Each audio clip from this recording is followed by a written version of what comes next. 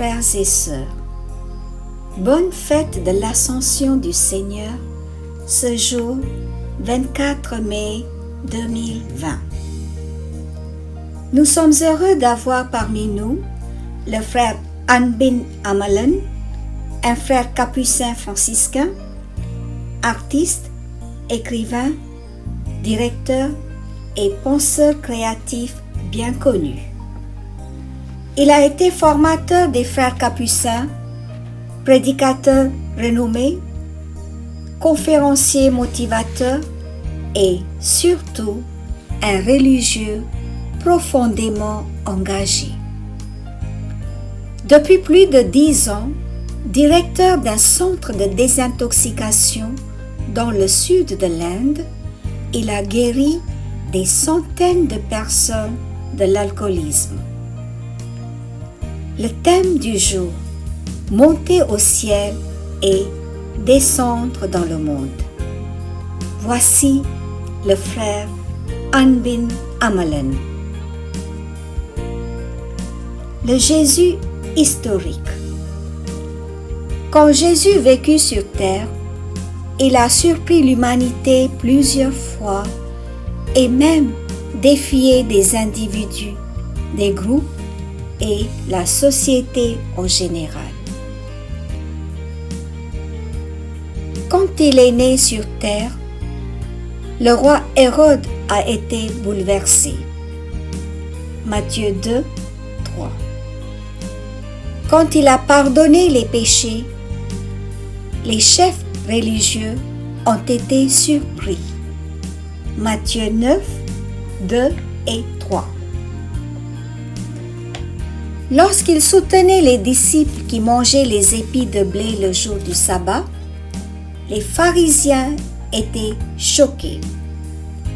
Quand il a nettoyé le temple de Jérusalem en chassant les marchands avec un fouet, les grands prêtres ont été affligés de colère. Matthieu 21, 15. Lorsqu'il a marché sur l'eau, les apôtres ont eu peur de lui. Marc 6, 50. Lorsqu'il a dit combien il est difficile pour les riches d'entrer dans le royaume de Dieu, les disciples ont été troublés. Marc 10, 24.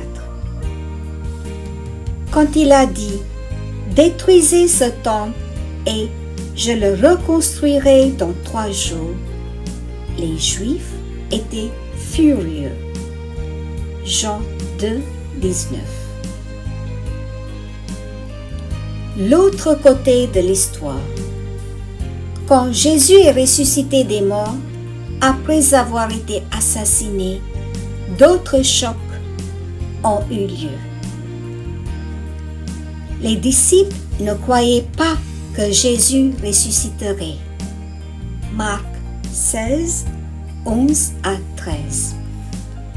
Ils ne l'ont pas reconnu. Luc 24, 16. Ils l'ont pris pour un fantôme, un voyageur ou un jardinier. Jean 20, 15.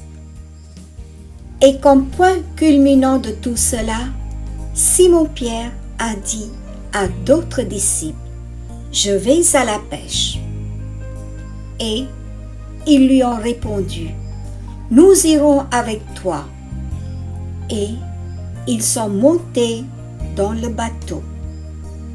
Jean 21, 3. Et Jésus ressuscité a été choqué de leur incapacité à saisir. Dans cette situation, plusieurs pensées ont dû envahir l'esprit de Jésus. Vous ai-je appelé pour pécher finalement? Ai-je prêché tout ce temps-là pour savoir comment attraper du poisson?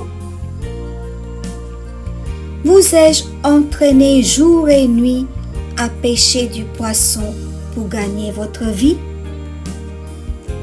Attraper du poisson le rêve du royaume de Dieu? Les dirigeants juifs m'ont assassiné en me mettant à mort sur la croix. Mais vous, mes disciples, semblent avoir tué ma vision et la mission du royaume de Dieu. Je suis ressuscité des morts. Maintenant, vous devez également ressusciter. La mission du royaume de Dieu doit ressusciter. En fin de compte, tout le cosmos doit ressusciter. Telle est la mission acceptable et souhaitée ici et maintenant. Vivre pour soi ou mourir pour d'autres en vue de ressusciter? Combien Jésus a-t-il réagi au choc qu'il a reçu? Les paraboles et les miracles n'ont pas été conçus pour gagner sa vie. Mais il a insisté sur la dépendance de la providence de Dieu, sur les souffrances et les échecs, sur la mort, sur la croix. C'est la voie pour l'investissement de la mort et de la résurrection. Nous apprenons des nouvelles révélations à travers Jésus ressuscité. Jésus devient cuisinier pour satisfaire la faim des disciples. Jean 21, 9. Celui qui a dit auparavant aux disciples « Allez les nourrir vous-mêmes » les invite maintenant « Venez manger », devenant ainsi la nourriture ressuscitée. Jean 21, 12. Et il devient l'hôte pour nourrir les disciples. En demandant à Pierre « Simon, m'aimes-tu » Jean 21, 15. Alors, paie mes brebis. Il l'invite à devenir un collaborateur co-ressuscité. En dernière analyse, Jésus devient non seulement celui qui est monté, mais aussi celui qui est descendu. Si vous acceptez la terre, le ciel vous acceptera. Pertinence de l'ascension.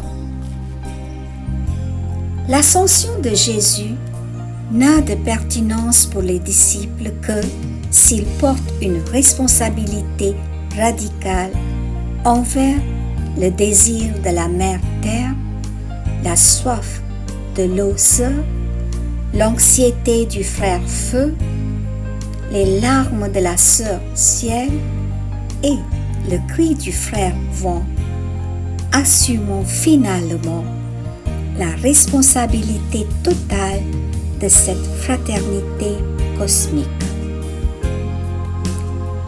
L'ascension de Jésus n'a de pertinence pour le disciple que si il ou elle est capable de détourner les yeux aisément d'une contemplation d'en haut en tant que dévot à un regard en bas vers ceux qui se trouvent dans les périphéries de notre société, opprimés par les divisions et les discriminations fondées sur la langue, la caste et la croyance. Ceux qui sont exploités par les injustices économiques, les oppressions sociales, le mépris culturel, etc. Finalement, ramener au centre, sous haute priorité, tous ceux qui sont dans la périphérie. L'ascension de Jésus n'a de pertinence pour le disciple que si il ou elle est prêt ou prête à porter la croix de la vie quotidienne, à faire la paix et l'unité dans la société, dans les familles, dans les relations individuelles, etc.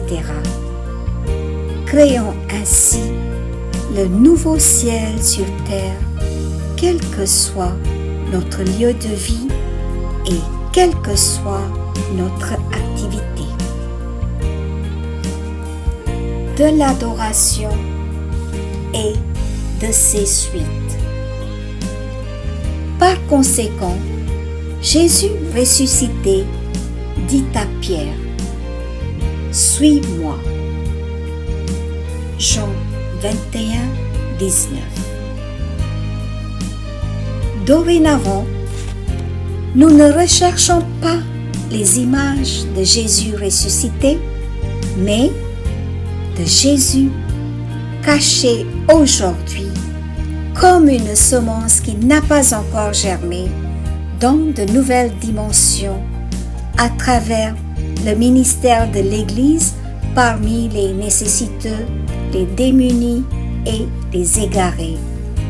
Le sacrifice de soi au service de la vraie kénose, devenir l'espoir au milieu des pertes, constante lutte avec espoir. C'est l'ascension nécessaire aujourd'hui. L'expérience maximale attendue d'un disciple. C'est un appel de chaque disciple à regarder la terre ici-bas, à devenir des agents actifs ici et maintenant, au lieu de regarder en haut.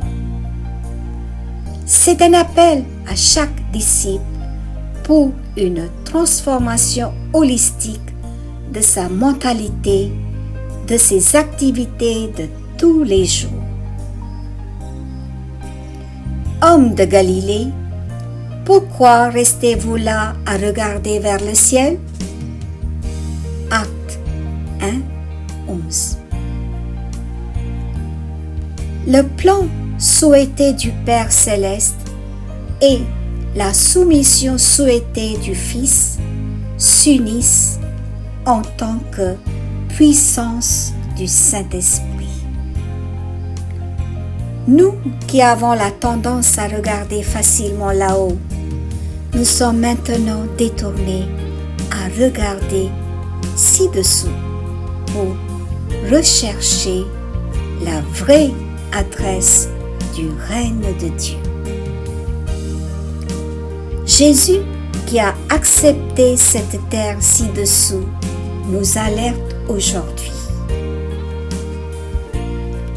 Chers amis, vous qui souffrez de la présence du coronavirus, ce virus disparaîtra un jour, mais votre égoïsme disparaîtra-t-il? Votre esprit de caste disparaîtra-t-il? Est-ce que votre esprit de liturgie compassée en tant que spiritualité disparaîtra? Votre dépendance à l'alcool, au pouvoir, à la richesse, etc. disparaîtra-t-elle? Votre scandaleuse et festive extravagance disparaîtra-t-elle? Arrêterez-vous vos sermons micromaniaques en montrant les autres plutôt que vous-même en premier? Allez-vous arrêter la culture de tronc dans les sanctuaires? Arrêterez-vous vos cris et vos bruits d'alléluia artificiels? Arrêterez-vous les tactiques d'autopublicité au nom de l'aide alimentaire aux pauvres, de l'assistance aux nécessiteux? Enfin, il n'y a qu'un seul appel ultime. Suis-moi ici et maintenant. Frère Anbin Amalan Capucin. Chers frères et sœurs, je suis heureux de vous informer que ce message hebdomadaire des frères franciscains capucins se diffuse en 5 langues: anglais, tamoul, sinhala, bahasa et tout dernièrement en français. Plus de 1000 personnes écoutent et sont prêtes à prier pour vos intentions spéciales en 3 domaines: remerciements, anniversaire de naissance, anniversaire de mariage, pour le repos de l'âme de vos chers fidèles défunts avec les dates et noms, vos intentions et requêtes spéciales. Vous pouvez envoyer votre demande par WhatsApp au plus 91 pour l'Inde, 94 45 54 80 00 ou par email à myprayerappeal@gmail.com. Cette semaine, nous prions pour l'anniversaire de mariage de Madame et Monsieur Varaprakasam Philomena le 31 mai en remerciement. Pour les intentions spéciales,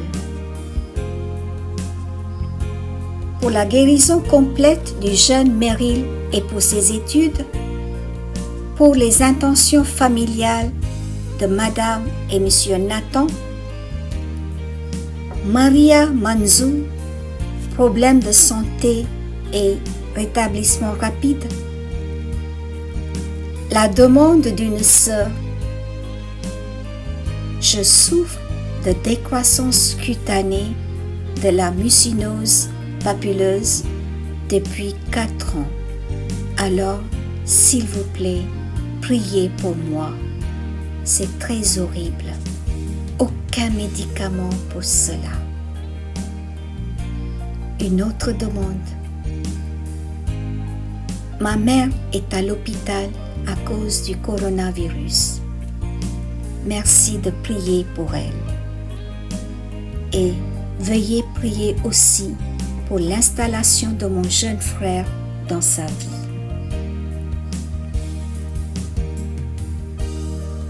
Pour le repos de l'âme de Monsieur Alphonse Samuel, le 30 mai.